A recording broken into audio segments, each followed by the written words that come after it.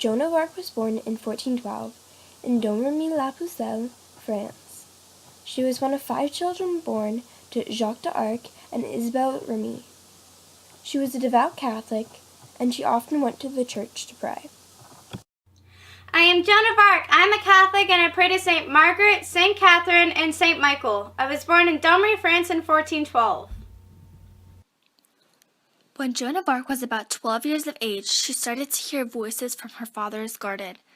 They also were heard and appeared in her imagination after the church bells rang in her church. She claimed that the voices were saints through whom God was addressing her.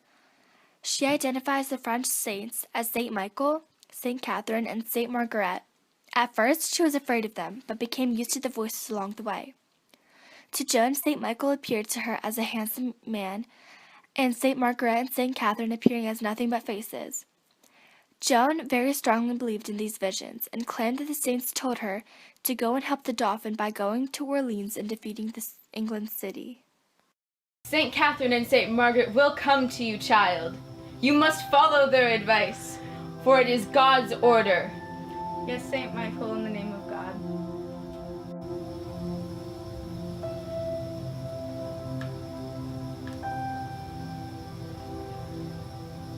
I must now fight for God's army. O humble Duke, God has sent me to ask you for troops for the French army to fight against the British. It is the only way we will win for the Bastille.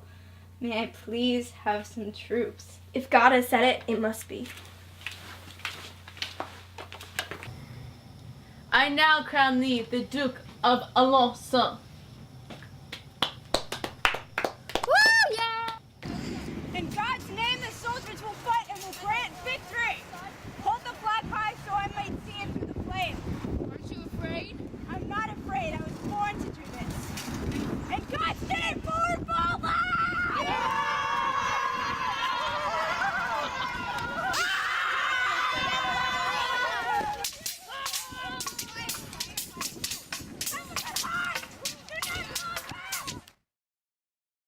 I would rather die than do a thing which I know to be a sin against the will of God.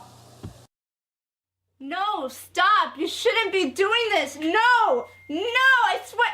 I'm burning! I was right! God, in God's name, I was right! No!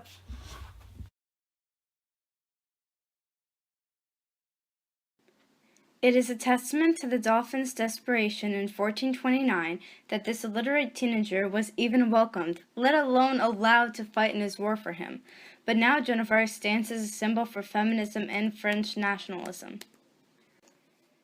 Joan of Arc's intervention kept France from becoming a colony of England, which changed the future of Europe, the part of the world that dominated world events for the next 5 years. She really impacted France more than she did the world. Their battles with the British and the whole French army downtrodden until she came along and sought her destiny in a vision to get the French army on its feet again. What was amazing is how she would go into these battles, win, and come back alive. It was said she was a great leader who inspired the troops, and she was a great fighter as well. She was quite impressive. Then she got too powerful, and that was her demise. Her own kind did her in. They had a hero, and they became afraid of her. Her world impact was that she was a woman, and she did something with an army that a quote-unquote macho man of the time could not do. Joan of Arc is a wonderful symbol for feminism. She's really changed the world for women in society.